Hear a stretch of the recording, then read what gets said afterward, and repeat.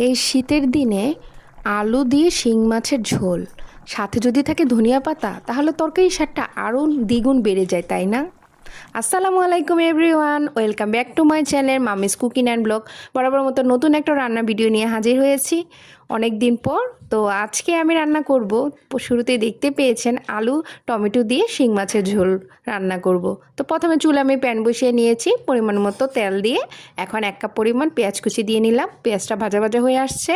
এখন আমি আধা চা চামচ রসুন বাটা দিয়ে নিলাম।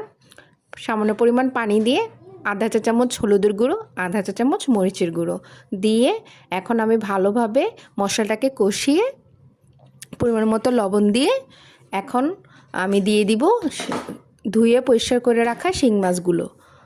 তো এখন মশলার সাথে ভালোভাবে মাছগুলো নেড়ে চেড়ে ঢাকনা দিয়ে কতক্ষণ রেখে দিব, কষানো আগ পর্যন্ত অপেক্ষা করব। তো আমি এদিকে যে ঢাকনা দিয়ে ডেকে দিচ্ছি।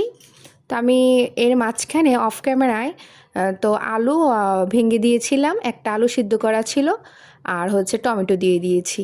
এই তো তৈরি হয়ে গেল, ঝটপট তৈরি হয়ে গেল আলু দিয়ে টমেটো দিয়ে শিং মাছের ঝোল। গরম ভাতের সাথে খেতে দারুণ লাগবে। সবাই একবার হলো বাড়িতে ট্রাই করে দেখবেন। সর্বশেষে ধনেপাতা দিয়ে নামিয়ে নিব। তৈরি হয়ে গেল মজাদার আলু টমেটো দিয়ে শিং মাছের ঝোল।